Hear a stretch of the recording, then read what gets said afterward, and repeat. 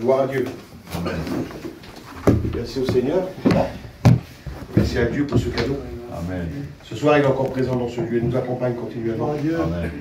Vous savez, je ne pourrais pas prêcher si Dieu ne serait pas là. Il ne se passerait rien. Hein? Qu'est-ce qui pourrait se passer si Dieu n'est pas là? Nous comptons sur la grâce de Dieu et nous l'avons vu à l'œuvre plusieurs fois. Vous avez écouté des témoignages de vie transformée.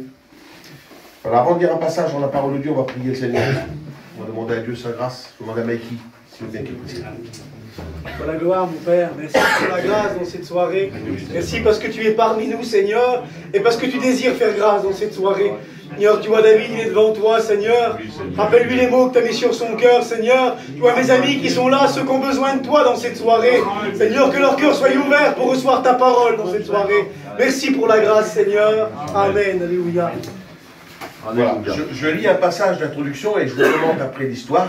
Hein. Écoutez ce qu'il est dit, c'est dans l'évangile de Jean, chapitre 4, et au verset 4. Écoutez ce qu'il est dit. Il dit, comme il fallait qu'il passe en Samarie, par la Samarie, comme il fallait qu'il passe par la Samarie, il arriva dans une ville de Sichar, dans une ville nommée Sichar, près d'un champ que Jacob avait donné à Joseph son fils. Là se trouvait le puits de Jacob. Jésus fut fatigué du voyage, était assis au bord du puits, c'était environ la 6e heure. Je voudrais, dans cette soirée, par rapport à la parole de Dieu, vous savez, aujourd'hui, l'homme sans Dieu, l'homme sans Dieu se conduit, se dirige comme bon lui semble. Je voudrais vous parler du hasard dans cette soirée. Quelque chose qui n'existe pas par rapport à la Bible. Quelque chose qui n'est pas vrai. C'est un leurre. L'homme croit au hasard et l'homme croit que le hasard, des fois, il y a un dicton qui le dit, le hasard fait bien les choses, bien souvent. Et l'homme, par hasard, essaye de trouver, alors des fois on fait des projets, des fois on a des buts à atteindre et des fois on s'aperçoit que c'est pas toujours comme ça. On s'aperçoit que les projets qu'on a dans notre cœur, les projets qu'on a formés, eh ben ça se passe des fois pas toujours comme on l'a décidé. Et puis des fois on se dit, quand les projets se réalisent, alors bien souvent il y a cette parole qui dit, ben toi le hasard fait bien les choses. Comme si que ça serait par hasard que les projets se feraient ou se feraient pas. Et puis vous voyez, une vie aujourd'hui, quelqu'un aujourd'hui qui vit par hasard, avec une vie qui est basée sur le hasard, c'est une vie pleine d'incertitudes. Vous voyez, c'est une vie qui est pleine de pourquoi, une vie qui est pleine pleine de déception. Parce qu'on s'aperçoit que s'il y a un dicton qui dit que le hasard fait bien souvent bien les choses, et bien souvent les choses se font mal. Alors on est plein d'incertitudes, plein de déceptions, et puis des fois on fait des projets et puis ils n'aboutissent pas et là on est déçus. Et il y a tout à coup qui se fait dans nos vies, il y a des choses qui se passent. Et puis, nous, l'homme qui ne connaît pas Dieu, quand on ne connaît pas Dieu, alors on met tout ça sous le dos du hasard. C'est le hasard. Et puis des fois on dit, ben tiens, comme le hasard a bien fait les choses, j'ai été chanceux, puis là on essaye de mettre ça sur les choses surnaturelles un peu de nos vies. Mais il n'y a pas de surnaturel dans nos vies. Il y a au-dessus de tous les hommes, il y a Dieu.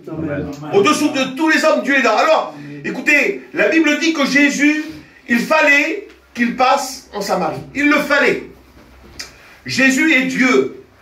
Et dans sa nature de Dieu, dans sa nature divine, il connaît tout.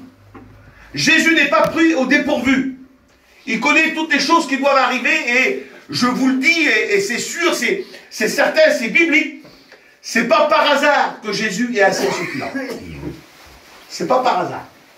Alors il y a une femme, la Bible dit, une Samaritaine, qui a certainement l'habitude de venir à ce puits-là chercher de l'eau. Et quand elle s'est levée le matin, c'était la même journée que tous les autres jours. Avec le même rondement, avec les mêmes choses à faire, les tâches ménagères, faire la vaisselle, faire le manger, faire ces choses-là. Et puis, aller au puits chercher de l'eau. Ça faisait partie des tâches quotidiennes. Et cette femme-là, dans son cœur à elle, a priori, quand elle arrive, elle voit un homme qui est assis là, un homme qui est assis au puits. Pour elle, pour sa vie, elle, c'est un coup du hasard. C'est un effet du hasard. Vous voyez? Pour sa vie, elle, c'est un effet du hasard. Une personne qui se trouve là. Et cette personne va lui parler. En fait, Jésus, lui qui n'est pas pris au dépourvu, lui qui n'est pas là par hasard, parce qu'il fallait qu'il passe en Samarie, il était venu pour cette dame. Il s'était dérangé pour cette dame. Il était venu pour cette personne qui avait besoin d'une intervention de Dieu. Laissez-moi vous dire qu'il n'y a rien de se fait au hasard. La Bible dit que Dieu est le maître des temps et des circonstances. Peut-être que ce soir, tu te crois ici, toi, dans cette salle, par hasard.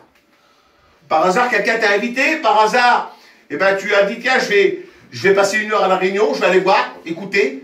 Plusieurs fois, tu as été invité, puis par politesse, tu dis, bah, tiens, je vais venir à la réunion parce que les gens m'ont invité, puis voilà. Et puis il y a des gens qui pensent que c'est comme ça. Mais laissez-moi vous dire que derrière cette réunion-là, il y a la volonté de Dieu. Amen. Il y a le temps que Dieu a marqué. Pourquoi que Dieu a marqué ce temps? Parce que c'est le temps que Dieu a décidé de te parler. C'est le temps que Dieu a décidé de t'interpeller. Dans ta vie, peut-être tu as ce petit train-train, tu as ton train-train de vie avec tes habitudes et aussi tes coups du hasard qui, de temps en temps, eh ben, fait bien les choses. Eh bien, dans cette soirée, Dieu voudrait te montrer et surtout t'interpeller pour te dire qu'au-dessus de tout ça, au-dessus de tes croyances, au-dessus de ce que tu penses être un hasard, il y a une volonté divine. Voyez, il y a un Dieu qui supervise tout.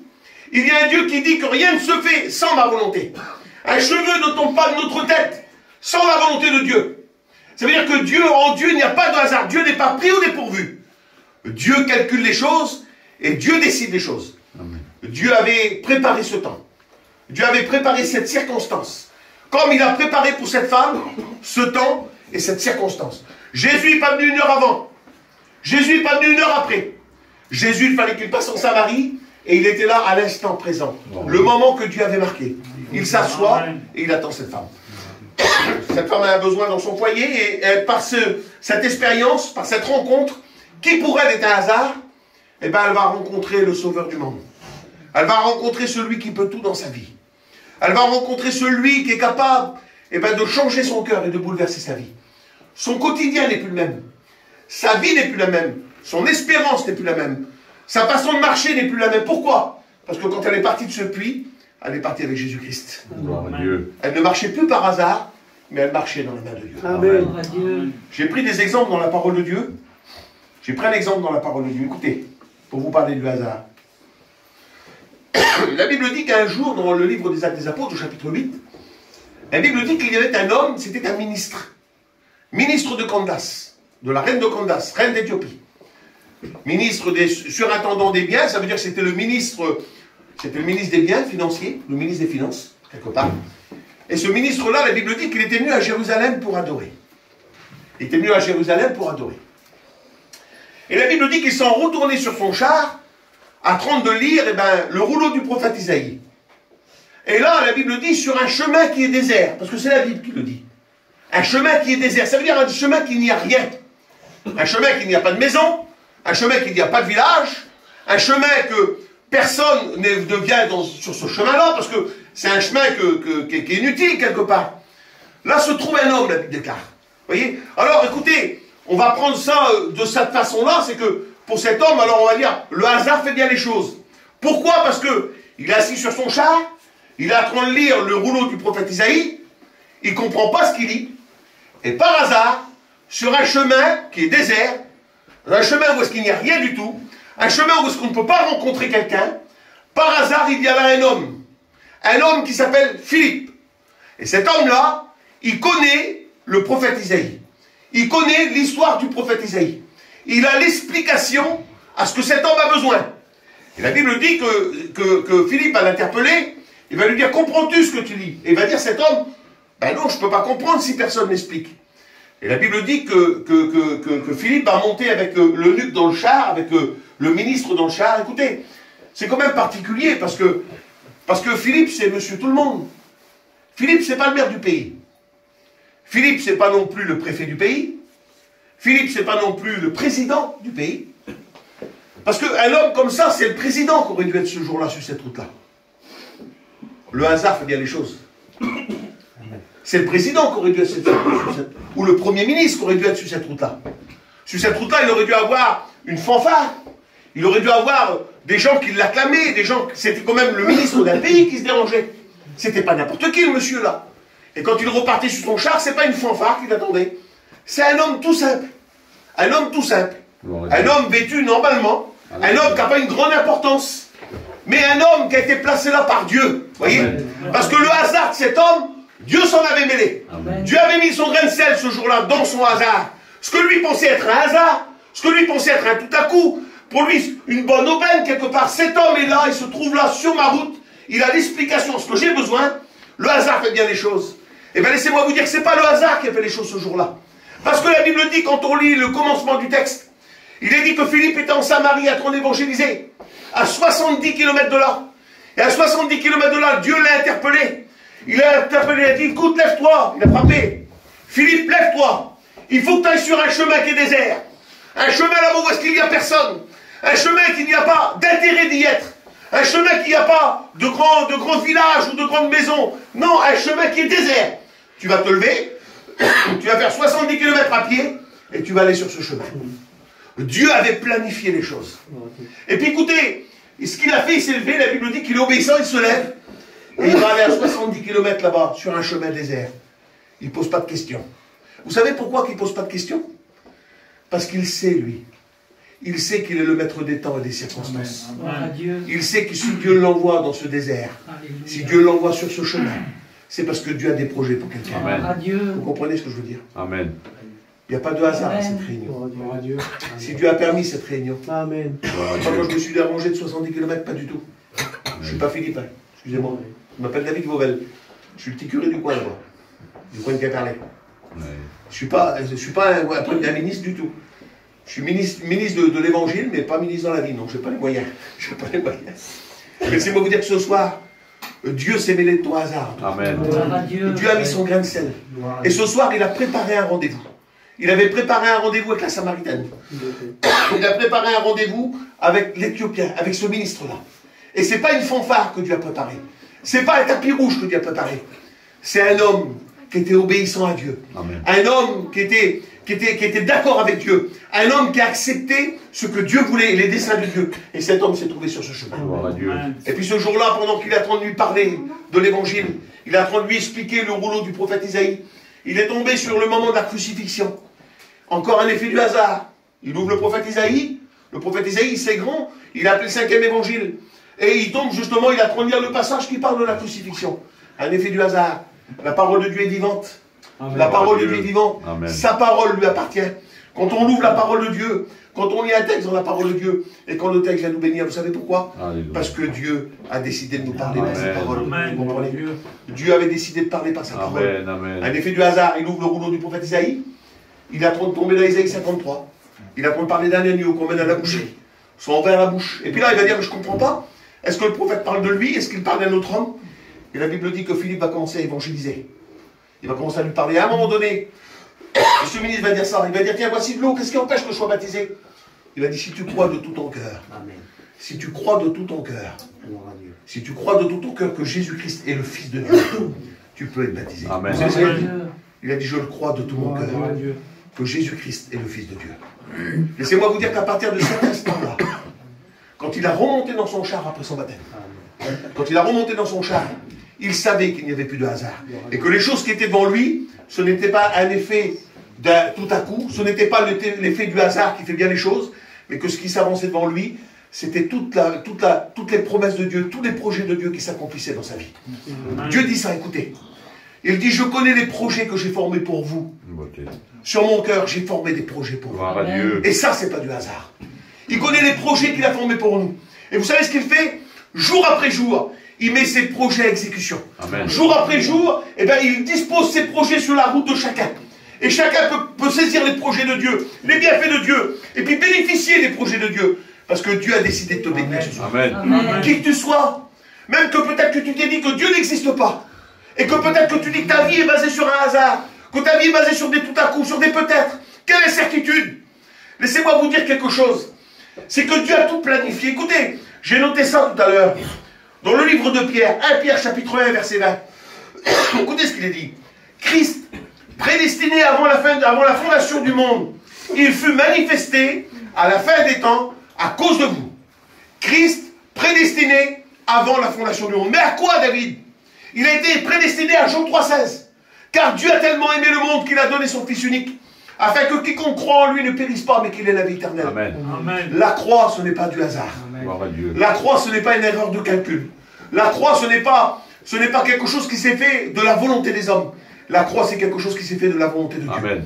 Dieu avait tout planifié. Il est le maître des temps et le maître des circonstances. À la croix, il était encore le maître. À la croix, c'était encore lui qui dirigeait. C'était encore lui qui conduisait. La croix ne pouvait pas être évitée. Parce que la croix, c'était le moyen de salut pour tous les hommes. La croix, c'était la source de salut pour chacun, pour celui qui croit. Christ est donné pour nous. La Bible dit qu'il s'est rendu obéissant jusqu'à la mort de la croix. Ce n'est pas un effet du hasard, la croix. La croix, c'est la volonté de Dieu. Amen. Amen. Il va dire qu'il était prédestiné pour toi, pour vous. Dans cette soirée, sans toi concerné par la croix. Dans cette soirée, il faut que tu te dises que la croix, Dieu a un jour, une croix s'est levée. Un jour, un homme m'a posé la question. Écoutez, on en voit partout des croix. Et puis quand on regarde la croix, on a le droit de se poser la question. Pourquoi qu'une croix a été dressée? Pourquoi qu'un Dieu m'a tellement aimé? Parce que nous sommes sa créature. Dieu nous a créés et Dieu nous aime. Amen. Et à cause qu'il nous aime aujourd'hui, eh bien, il a décidé de nous racheter. Amen. Il a décidé de nous sauver. Alors écoutez, ma vie aujourd'hui à moi aujourd'hui n'est pas basée sur du hasard. Ma vie à moi aujourd'hui n'est pas basée sur des peut-être.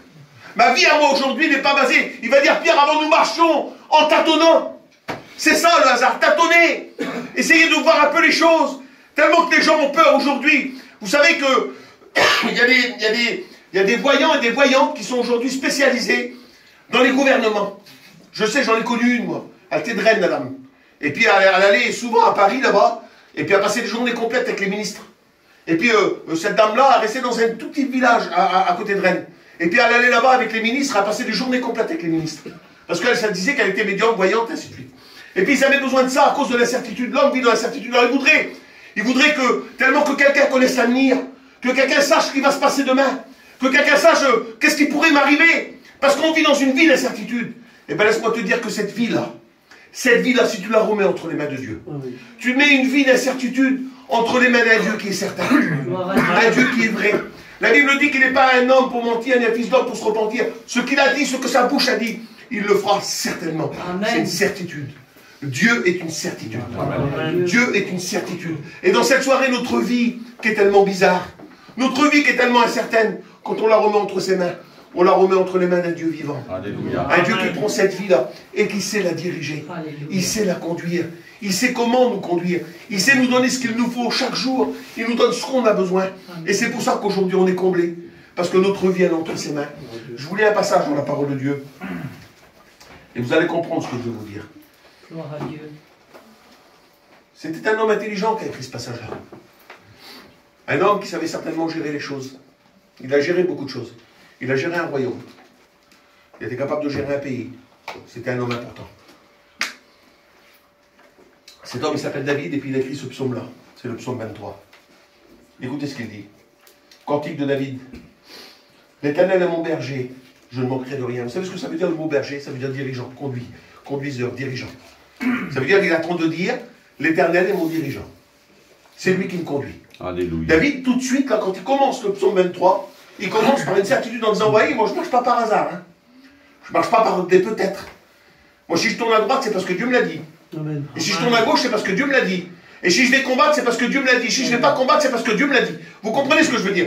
Il va dire, l'Éternel est mon berger. Le berger, c'est le dirigeant, le conducteur. Et le berger, surtout, c'est celui qui prend soin du troupeau. Alors David est en train de dire, j'ai un berger au-dessus de moi. Je suis roi pourtant, roi d'Israël. Je ne suis pas n'importe qui. Ça veut dire qu'au-dessus de moi, il n'y a personne. Tous mes sujets sont en dessous de moi. Les ministres, les premiers ministres, tout ce que vous voulez, ils sont en dessous de moi. Mon armée est en dessous de moi. Mais au-dessus de moi, il y a un Dieu, un berger. Et c'est lui qui me conduit. C'est lui qui me dirige. Ça veut dire que je ne suis pas conduit à l'aveuglette. Je ne marche pas en tâtonnant. Je ne marche pas avec des incertitudes. Je marche parce que Dieu me conduit. Écoutez ce qu'il dit. L'Éternel est mon berger, puis il dit, je ne manquerai de rien.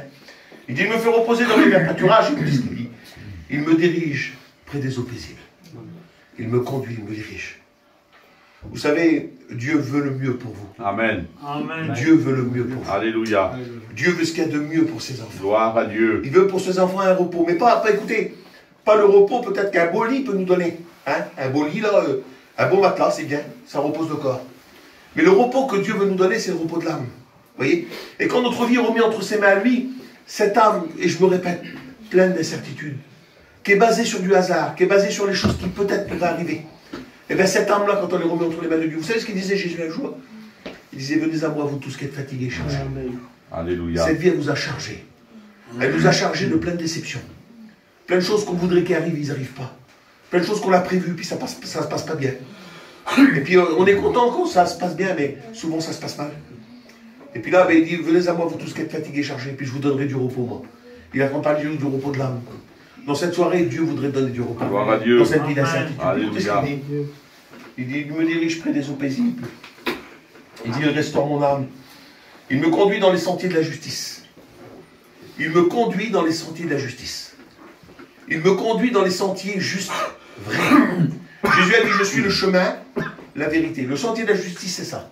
C'est un vrai sentier. C'est un bon sentier. C'est pas un sentier où est-ce qu'on sera trompé. Dieu a tout prévu. Il a prévu le voyage de A à Z. Écoutez, ce que Dieu demande dans cette soirée, il demande tout simplement dans notre cœur. Écoutez, il ne demande pas une foi grosse comme la maison. Il demande une foi grosse comme un grain de sénévé. Il va dire, écoute, le minimum dans ta vie suffira. Voyez, le minimum dans ta vie suffira. Et puis le minimum que la parole de Dieu peut créer dans ton cœur suffira. Il va dire, si tu as la foi comme un grain de sénévé. Écoutez, la Bible dit qu'un jour, les disciples, ils sont sur la barque. Ils sont dans une barque avec Jésus, et puis Jésus a dit ça. Il dit, allons de l'autre bord. Et puis donc, ils partent de l'autre bord. Allez, ils sont partis. Puis à un moment donné, il se fait un grand vent, et puis les disciples vont commencer à paniquer. Ils vont dire à Jésus, ils vont secouer, ils vont dire, Seigneur, réveille-toi, on est en train de périr. Puis Jésus se lève, et puis Jésus, vous savez ce qu'il leur dit? Il dit, gens de peu de foi. Mais qu'est-ce que ça veut dire, ça, David? Ça veut dire que Jésus, parce qu'il était dans la barque, il ne devait pas avoir de tempête. Mais c'est pas ça que Jésus avait dit. Il a dit, allons de l'autre bord. Il n'a pas dit qu'il n'y aurait pas de tempête. Il a dit, allons de l'autre bord. Ils auraient dû s'appuyer sur cette parole-là. Ils auraient dû s'appuyer sur ce que Jésus a dit. Ils auraient dû dire, mais non, mais écoute, t'inquiète pas. Il y a du vent, ça souffle fort. Peut-être que c'est dangereux. Mais écoute la parole de Jésus. Écoute la parole qu'il a dit. Allons de l'autre bord. S'il l'a dit, on est obligé d'y arriver. Vous comprenez ce que je veux dire? Et puis Jésus se lève et il menace le vent et la mer. Vous savez, dans notre vie à nous, en tant que chrétiens, je dis pas, écoutez, je vends pas un évangile à l'eau de rose. Je dis pas, l'autre jour je disais ça aux garçons, j'ai prêché à la prison. Et je disais, j'ai pas le droit de vous dire, acceptez Dieu et vous sortirez de prison. C'est pas ça. C'est pas comme ça que ça marche. Je dis pas acceptez Dieu, puis vous aurez toujours ce qu'il faut. Vous serez jamais malheureux, jamais triste. Vous passerez pas par le deuil, par la maladie. C'est les choses de la vie de la terre, ça. Jésus n'a pas dit qu'il n'y aurait pas de tempête. Mais Jésus a dit qu'il serait avec nous dans la tempête. Amen. Il n'a pas quitté la barque, Jésus. Il est resté avec eux. Et pourquoi Jésus dormait? Parce que lui, dans notre tempête, il reste tranquille. Il est le maître des temps et des circonstances. Alors il reste tranquille dans nos tempêtes. Il reste calme dans nos tempêtes. Il veut tout simplement que nous arrêtons un peu de nous débattre et que nous croyons en sa parole. Amen. Et quand on croit en sa parole, alors on est capable d'aller de l'autre bord. Vous comprenez ce que je veux dire? Quelque temps va se passer. Et puis Pierre va revenir de la pêche. Et quand il arrive de la pêche, Jésus lui dit ça. Il dit, Pierre, va jeter tes filets. Puis vous savez ce qu'il dit, Pierre? Il dit, j'ai pêché toute la nuit, j'ai rien pris. Mais sur ta parole, il a compris la leçon. Amen. Il a compris la leçon. Sur ta parole, je jetterai mes filets. Amen. Et quand il a jeté ses filets, il a pris du poisson. Amen. Il avait compris la leçon que la parole de Jésus, elle surpasse nos problèmes. Elle surpasse tout ce que l'on peut voir, tout ce qui nous fait des fois peur, ce qui nous fait trembler. La parole de Jésus surpasse toutes les choses. Et la parole de Jésus, il faut la prendre avec foi dans son cœur, même si on a la foi comme un grain de sénévé. On est capable de faire des prodiges parce que sa parole, elle est prodigieuse. Amen. Parce que sa parole, elle est puissante. Et parce que Jésus-Christ est puissant. Alors dans cette soirée, je t'invite moi à en croire en ce Jésus-là. Alléluia. Arrête de te baser sur quelque chose qui pourrait arriver. Quelque chose qui pourrait se passer. Vous savez, c'est pas un grattage ce soir. Vous savez, on gratte et puis on croit qu'on va gagner tout le temps. On va au casino, on croit qu'on va gagner tout le temps. Et on s'aperçoit que des personnes ont été ruinées, ils ont été trompées. Dans cette soirée, c'est pas un tirage au sort. Dans cette soirée, c'est une acceptation de la parole de Dieu. C'est quelque chose de vrai, quelque chose de solide. La parole de Dieu est pleine de promesses. La parole de Dieu elle est pleine de révélations pour nous. Et aujourd'hui, ma vie, ma faible vie à moi, qui est remis entre les mains de Dieu. Écoutez, je sais où est-ce qu'il est l'autre bord. Jésus m'en parle dans sa parole. Il a dit un signal donné à la voix d'un archange, au son de la trompette de Dieu. Le mort en Christ ressusciteront et vous les vivants, nous partirons. Amen. Alors, rencontre du Seigneur, dans le ciel pour l'éternité. C'est l'autre bord, ça. Il ne dit pas qu'il n'y aura pas de tempête en attendant l'autre bord. Mais il sera continuellement avec nous. Il a dit, je serai avec vous tous les jours. Alléluia. Ma vie n'est pas basée sur du hasard, les copains. Ma vie n'est pas basée sur des peut-être. Ma vie, elle est basée sur la parole de Dieu. Amen. Elle est dirigée par un berger. Un berger qui est au-dessus de tout. Vous savez, David, quand il parlait de Dieu, il dit ça. C'est le psaume 115, il dit ça. Il dit, mon Dieu, il est au-dessus et fait ce qu'il veut. Amen. C'est comme ça que David dépeint des dieux. Dans des choses simples, des mots simples. Mais quelle vérité dans ses paroles. Mon Dieu est au-dessus, il fait ce qu'il veut. Ça veut dire qu'il est au-dessus de tout. Alléluia. Il fait tout, il dirige tout, il conduit tout. Il est le maître des temps et des circonstances. L'Éternel est mon berger, je ne manquerai de rien. Il dit ça, écoutez, quand je marche dans la vallée de l'ombre de la mort, C'est David qui dit ça. Quand je marche dans la vallée de l'ombre de la mort, oui, ce berger, il est là. Il dit, son bâton et sa houlette, elle me rassurent. Il nous rassure dans les problèmes les plus difficiles de notre vie. Dans les problèmes les plus incertains de notre vie, il est capable de nous rassurer. Amen. Il nous donne l'assurance dans nos cœurs, parce qu'il est notre berger. Il nous accompagne. Vous savez, des fois, c'est pas par des mots que Dieu répond. Des fois, c'est pas par des mots que Dieu répond. Un jour, il y avait une femme qui m'a rendu témoignage. Une sœur, une vieille sœur, c'était la sœur Maïté, qui est restée à l'église de Lorient. Elle disait qu'un jour, elle était pas mariée. Et la seule amie qu'elle avait, c'était sa mère. C'était sa grande amie, sa confidente. Et elle disait, moi et ma mère, ils vivaient ensemble, ils ne sont jamais quittés. Et elle disait, quand ma mère elle est morte, c'était un déchirement. Ah oui, c'était la seule personne qu'elle avait dans sa vie, et c'était pour elle un déchirement. Et puis quand elle était là, elle disait, et donc elle était en train de veiller, et puis elle s'est assise à un moment donné, et puis elle a juste dit ça dans son cœur. Elle a dit, Seigneur, tu vois la tristesse au fond de mon cœur. Et elle dit, écoutez ce qu'elle a dit. Elle a dit ça, c'est son témoignage ça. Elle a dit, David, j'ai ressenti une paix qui est descendue du ciel. Une paix qui est descendue du ciel. Elle a dit, il n'y avait pas de mots, pas de paroles. J'ai rien entendu. Assis sur ma chaise, il y a une paix qui est descendue du ciel. Cette paix, elle m'a envahi. Et elle a dit, je me suis mis à chanter des cantiques. Parce que Dieu me remplissait et Dieu me bénissait. Écoutez, ce n'est pas toujours pas des paroles, mais dans les problèmes et les difficultés, même qu'il est dans la barque et qu'il dort, il est là. Amen. Il est là. Vous comprenez ce que je veux dire? Il est avec nous dans le temps. Alléluia. Il est avec nous dans la traversée. Allons de notre bord, je vous accompagnerai tous les jours. Gloire à Dieu. On n'est pas dirigé, pas ou conduit par hasard. À lui soit la On gloire. se bat sur la parole de Dieu. Amen. Écoutez ce qu'il dit, puis on prie le Seigneur. Ta houlette et ton bâton me rassurent. Tu dresses devant moi une table en face de mes adversaires. Tu vois l'huile de ma tête et ma coupe déborde. Oui, le bonheur et la grâce m'accompagneront tous les jours de ma vie. Et j'habiterai dans la maison de l'Éternel jusqu'à la fin de mes jours. Amen. Gloire à Dieu. Gloire à Dieu. Ça, c'est les projets de Dieu pour nous. Alléluia. Ça, c'est une certitude dans nos vies. Une certitude dans nos cœurs. On ne marche pas par hasard. On marche par l'Esprit. Amen. On marche dans la présence de Dieu. On est accompagné par Jésus tous les jours de notre vie. On s'appuie sur sa parole. On est dirigé et conduit. Alléluia. Et tout ce qui se passe dans nos vies, Dieu l'avait prévu. Gloire à Dieu. Dieu avait prévu une bénédiction. À chaque problème de nos vies, Dieu a préparé une bénédiction. Amen. Nous en sommes convaincus. Et c'est pour ça qu'on le prie. C'est pour ça qu'on s'adresse à lui. Dans les moindres détails, des fois, des choses qui paraissent inutiles pour les autres, mais on s'adresse à lui, on demande à Dieu. Et on reçoit de Dieu. Parce que notre vie est basée sur Jésus. Je ne vais pas aller plus loin, on va prier le Seigneur. Je voudrais tellement que dans cette soirée, que tu arrêtes de croire en ce hasard qui n'existe pas. Dieu est le maître de tout. Alléluia. Maître des temps et des circonstances. Rien ne se fait sans sa volonté. Dans cette soirée, si tu es là, c'est parce que Dieu t'a interpellé. Amen. C'est parce que Dieu l'a voulu. Amen. Dieu avait fixé avec toi un rendez-vous. Parce qu'il voulait te parler. Il voulait te dire que cette vie que tu as, il peut la changer lui. Amen. Peut-être que tu as essayé de changer toi, mais lui il peut la changer. Amen. Parce qu'il est le Dieu Tout-Puissant. Alléluia. Il est le maître de tout. Amen. Et dans cette soirée, je bénis Dieu que tu étais là. Amen. Que tu as écouté la parole de Dieu. Je bénis Dieu que tu as pu entendre le message.